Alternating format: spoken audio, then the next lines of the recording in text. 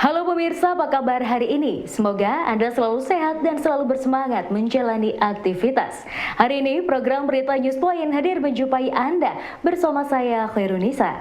Selama 30 menit ke depan, Newspoint akan menyajikan berita terbaru seputar Universitas Brawijaya dan Malang Raya. Jangan kemana-mana, keep on our channel Newspoint.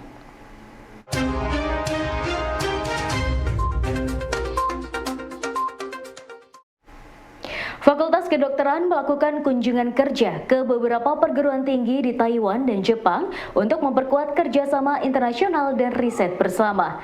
Dekan Fakultas Kedokteran UB, Dr. Wisnu Barlianto menjelaskan, Fakultas Kedokteran akan memperbanyak fellowship dan outbound untuk mahasiswa dengan berbagai perguruan tinggi QS 100 di Taiwan dan Jepang. Kerjasama ini ditargetkan untuk memperkuat iklim riset dan kerja global yang dapat diterapkan di Fakultas Kedokteran dan Rumah Sakit UB. Dalam kunjungan tersebut, Fakultas Kedokteran berkunjung ke Cheng Kung University dan Cheng Kung Hospital, National Taiwan University, Tokyo University, Miyazaki University, dan Kobe University. Fakultas Kedokteran Universitas Brawijaya terus memperkuat kerjasama dengan berbagai kampus top dunia. Salah satunya dilakukan dengan beberapa perguruan tinggi di Taiwan dan Jepang. Bentuk kerjasama tersebut dilakukan dalam bentuk fellowship, outbound untuk mahasiswa, hingga riset bersama, dan publikasi ilmiah.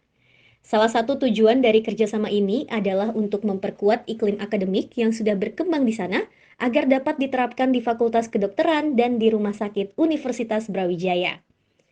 Fakultas Kedokteran juga membidik pendanaan riset dari kerjasama luar negeri yang diharapkan dapat meningkatkan reputasi Fakultas Kedokteran secara global.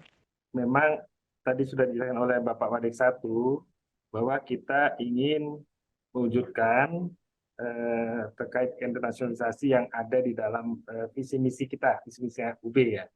Jadi nanti untuk internasionalisasi itu artinya melibatkan seluruh sivitas yang ada. Jadi kalau untuk dosen memang kami merencanakan beberapa sudah berjalan ya. Jadi ada yang sekolah di sana, kemudian ada yang fellowship ya. Fellowship itu jadi belajar untuk skill untuk terkait dengan pelayanan pasien ya. Fellowship ya. Dan juga nanti ada research fellow juga. Kemudian untuk mahasiswa kita akan membuat program outbound. Jadi mahasiswa juga kita kirim ke sana. Tentunya tidak semua. Dengan harapan nanti mereka punya wawasan bahwa bagaimana proses pendidikan atau penelitian yang ada di luar, sehingga mereka punya wawasan internasional juga ya. Dan kami harapkan nanti seperti yang diharapkan oleh universitas bahwa kita berusaha mengcopy environment yang ada di luar, kita terapkan di dalam ya. Jadi nanti bagaimana sih environment riset yang ada di misalnya di Jepang, di Miyazaki ya, nanti kita wujudkan di sini. Fakultas Kedokteran membidik kerjasama dengan National Cheng Kung University Taiwan untuk meningkatkan kualitas dokter dari Universitas Brawijaya. Melalui kunjungan ke Taiwan, Fakultas Kedokteran membidik beberapa kerjasama, termasuk fellowship. Menurut Wakil Dekan 1 Fakultas Kedokteran, Profesor Muhammad Saifur Rahman, kegiatan fellowship bertujuan untuk meningkatkan kemampuan teknis spesialis dari dokter yang ada di UB. Kemampuan tersebut nantinya diharapkan dapat diterapkan di Fakultas Kedokteran dan Rumah Sakit UB. Selain dengan National Cheng Kung University, fakultas menjaring kerjasama dengan beberapa perguruan tinggi lain di Taiwan dan Jepang. Kunjungan Fakultas Kedokteran Universitas Brawijaya ke Cheng Kung University Hospital, Taiwan merupakan upaya dari FKUB untuk menjalin kerjasama internasional. Kerjasama yang diharapkan salah satunya dalam bidang fellowship bagi dosen dan mahasiswa dokter dari Universitas Brawijaya. Melalui kegiatan fellowship ini nantinya diharapkan terjadi peningkatan kemampuan dari dokter spesialis Fakultas Kedokteran UB Kemampuan tersebut nantinya dapat diterapkan di Fakultas Kedokteran dan Rumah Sakit UB. Fakultas Kedokteran menggandeng kerjasama dengan berbagai perguruan tinggi top dunia yang masuk dalam QS World 100. Dengan kerjasama ini nantinya reputasi Fakultas Kedokteran diharapkan dapat naik peringkatnya dalam kancah global. Kita sebetulnya dalam hal internalisasi itu sudah agak lama, cuma kita ingin belakangan lebih dipercepat lagi. Kami kemarin keliling ke beberapa universitas. Yang pertama ke Cheng Kung University yang sudah diinisiasi MOU oleh UB.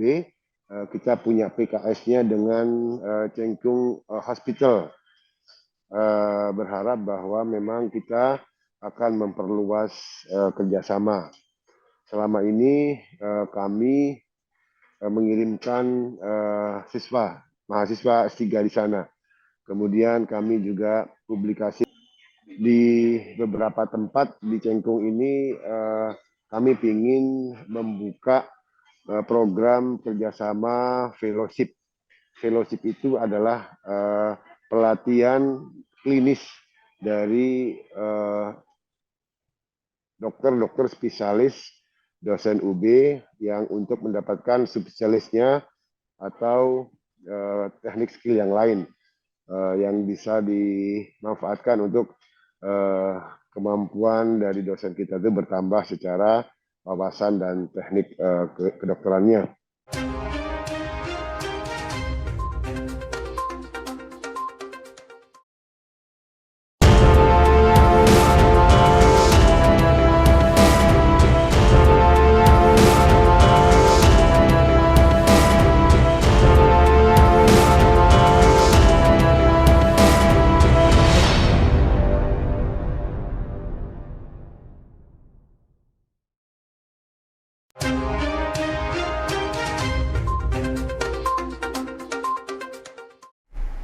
Masjid Raden Patah UB kembali menghadirkan kegiatan yang selama ini menjadi ikonik selama bulan Ramadan. Kegiatan tersebut berupa Festival Anak Soleh yang hadir secara luring pada tahun ini. Menurut Ketua Panitia, Ridwan Nurdin, Festival Anak Soleh merupakan festival yang diperuntukkan bagi siswa sekolah di Malang Raya untuk menunjukkan kemampuan dalam berbagai bidang keagamaan. Festival ini setiap tahunnya selalu dinantikan oleh siswa sekolah di Malang Raya dan pada tahun ini kembali hadir dengan konsep yang lebih matang setelah masa pandemi.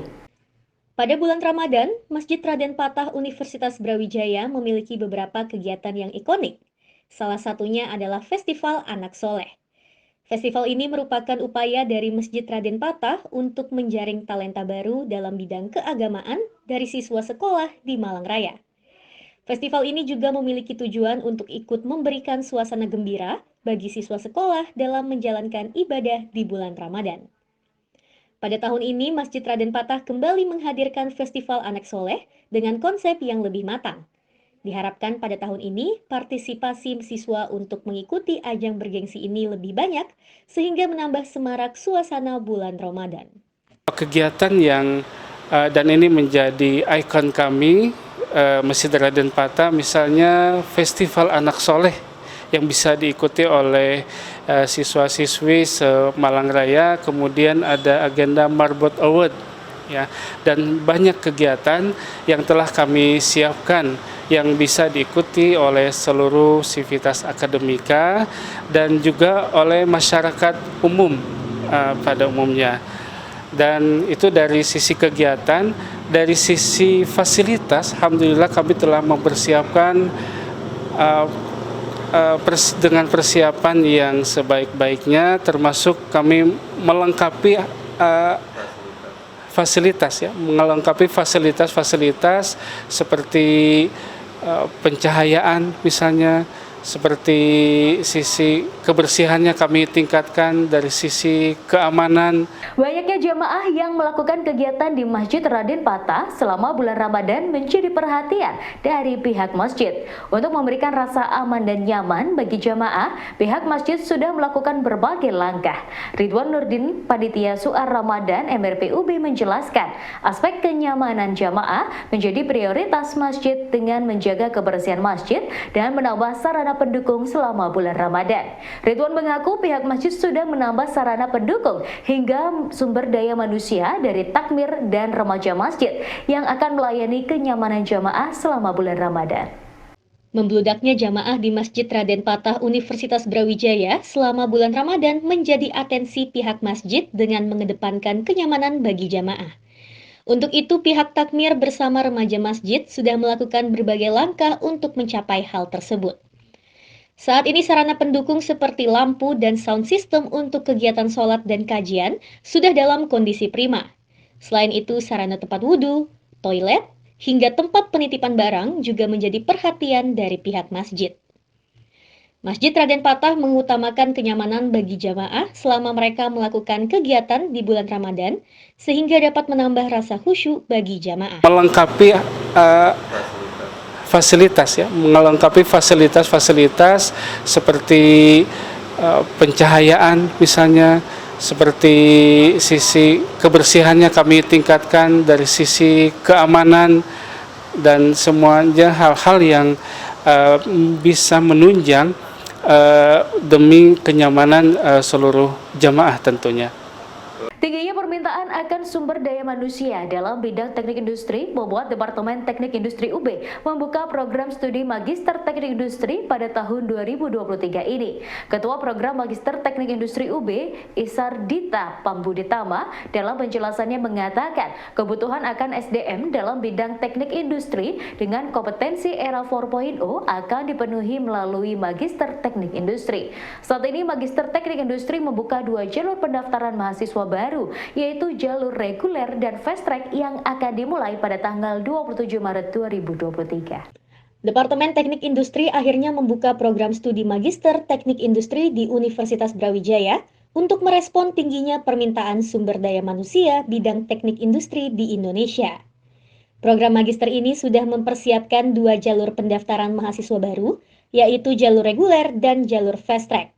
Pendaftaran bagi mahasiswa baru akan dibuka mulai 27 Maret ini hingga 2 Mei 2023. Prodi ini sudah memiliki kurikulum yang memadai untuk mencetak ahli teknik industri yang sesuai dengan kebutuhan era revolusi industri 4.0.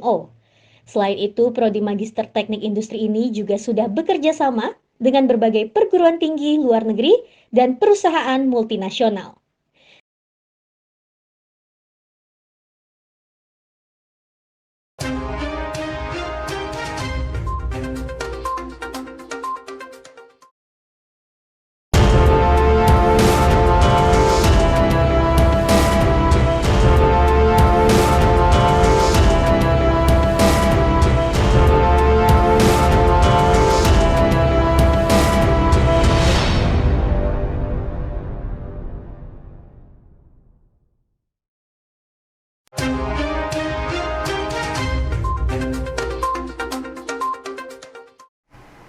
Negara Jepang masih menjadi negara tujuan ekspor terbesar bagi komoditas non-migas Jawa Timur.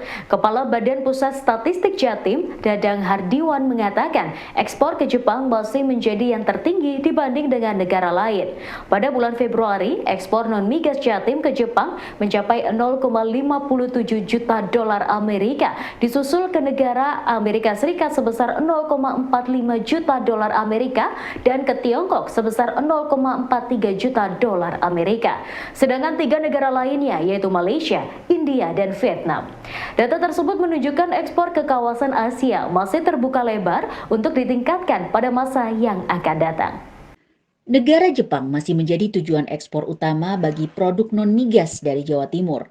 Dalam catatan Badan Pusat Statistik Jawa Timur, ekspor ke negara Jepang mencapai 0,57 juta dolar Amerika atau mencapai 17,83% dari total ekspor. Nilai ini masih dapat ditingkatkan pada masa yang akan datang karena kebutuhan dari negara Jepang terus meningkat pada komoditas dari Indonesia.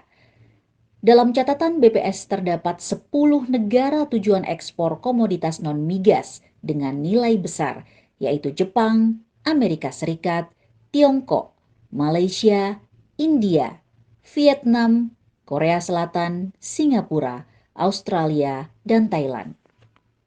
Sampai dengan Februari 2023, di mana total ekspor Jawa Timur ini ya untuk non migasnya 3,20 miliar US dollar ini utamanya masih ditujukan ke negara Jepang ya. Ini sebesar 0,57 miliar US dollar atau sekitar 17,83% dari total ekspor non-migas Jawa Timur. Selanjutnya disusul ke negara Amerika Serikat, ya, ini sebesar 0,45 miliar US dollar atau sekitar 14,17%. Selanjutnya ke Tiongkok sebesar 0,43 miliar US dollar atau sekitar 13,39%. Kawasan ASEAN menjadi kawasan tujuan ekspor favorit bagi produk non-migas dari Jawa Timur. Besarnya jumlah penduduk dan pertumbuhan ekonomi yang meningkat membuat permintaan produk asal Indonesia ke negara-negara ASEAN cukup tinggi. Menurut Kepala Badan Pusat Statistik Jatim, Dadang Hardiwan, pada bulan Februari ekspor non-migas ke kawasan negara ASEAN mencapai 0,59 miliar dolar Amerika setara dengan 18,47%. Nilai ini lebih besar dibandingkan dengan ekspor ke kawasan Eropa yang mencapai 0,23 miliar dolar Amerika. Data tersebut menunjukkan kawasan ASEAN merupakan potensi besar bagi Indonesia untuk mendatangkan devisa dari produk non-migas. Berdasarkan kawasan, negara ASEAN menduduki peringkat pertama total nilai ekspor produk non-migas Jatim pada Februari 2023 sebesar 0,59 miliar dolar Amerika. Kawasan ASEAN menjadi salah satu kawasan favorit bagi ekspor produk Indonesia yang masih dapat ditingkatkan. Dengan jarak yang lebih dekat dan banyaknya kesamaan ekonomi dan budaya, negara ASEAN harus menjadi perhatian pemerintah dan kalangan eksportir. Saat ini jumlah penduduk kawasan ASEAN terus meningkat dengan pertumbuhan ekonomi yang relatif stabil. Secara geopolitik, kawasan ASEAN juga tenang sehingga gejolak politik yang ada tidak mengganggu jalannya roda ekonomi negara-negara ASEAN. Berdasarkan kawasan ya, untuk tujuan ekspor selama periode Januari sampai dengan Februari 2023 memang ke kawasan ASEAN ini mencapai 18,47% dari total ekspor non-migas atau sekitar 0,59 miliar US dollar. Kemudian untuk kawasan lainnya seperti ke Uni Eropa ini yang hanya pangsanya 7,30% ya dengan total transaksinya mencapai 0,23 miliar US dollar. Pilihan kerja generasi Z tidak terpaku kepada jenis pekerjaan yang umumnya sudah ada, namun menyukai bekerja di perusahaan startup. Generasi ini menurut Kasubdit Alumni dan Tracer Studi UB dalam Adam Hendra Berata memilih tempat kerja yang memiliki fleksibilitas waktu dan tempat. Perusahaan startup memiliki pilihan baru bagi generasi Z dalam memilih profesinya ke depan. Model bisnis dan budaya kerja startup menarik perhatian generasi Z karena dianggap mampu mengakomodir gaya mereka saat ini. Menurut Adam, saat ini banyak perusahaan mulai melakukan transformasi dengan merubah budaya kerja yang dapat mengadopsi generasi Z untuk masuk ke dalam perusahaan mereka. Generasi Z memiliki pilihan karir yang berbeda dari generasi sebelumnya. Salah satunya dengan memilih perusahaan rintisan sebagai salah satu tempat karir mereka. Perusahaan rintisan dengan budaya kerja dan model bisnis yang baru dianggap mampu mengakomodasi dari gaya generasi Z. Saat ini, sudah banyak perusahaan besar yang melakukan transformasi budaya dan model bisnis dengan mengakomodir generasi Z dalam perusahaan mereka. Dengan kondisi ini, peluang karir baru bagi generasi Z akan terus terbuka, namun harus diimbangi dengan penguatan kompetensi dari mereka agar sesuai dengan dinamika bisnis yang ada. Perusahaan-perusahaan BUMN juga bertransformasi ya Bapak, nanti mungkin dapat diceritakan transformasi digitalnya, transformasi anak mudanya gitu ya, yang akan membawa semangat-semangat baru ke adik-adik semuanya. Artinya itu yang diharapkan, budayanya bebas gitu ya. Kalau bisa work from anywhere gitu ya. Kemudian lingkungan kerjanya fleksibel, enak, tersedia fasilitas teknologi yang terkini gitu ya. Atau bahkan sekarang teman-teman ini suka nge-gym Pak. Ya nge-gym ini penting juga buat adik-adik gitu ya. Dan generasi Z adalah generasi yang sangat-sangat luar biasa. Memiliki potensi yang sangat besar, memiliki kecerdasan intelijensia yang lebih daripada kita sebenarnya. Dan mereka juga melek akan teknologi sehingga inilah profil generasi penerus bangsa ini, Bapak, Ibu, dan adik-adik. Dan berbahagialah adik-adik mahasiswa UB, karena UB saat ini benar-benar memfasilitasi adik-adik semua untuk bisa berkembang di era ini. Ya pemirsa, informasi tadi sekaligus menutup perjumpaan kita hari ini. Jangan lupa saksikan News Point setiap hari pukul 19.30 waktu Indonesia Barat hanya di UB TV, Televisi Pendidikan Universitas Brawijaya. Saya Khairunisa dan seluruh kru yang bertugas pamit undur diri. Terima kasih dan selamat beraktivitas.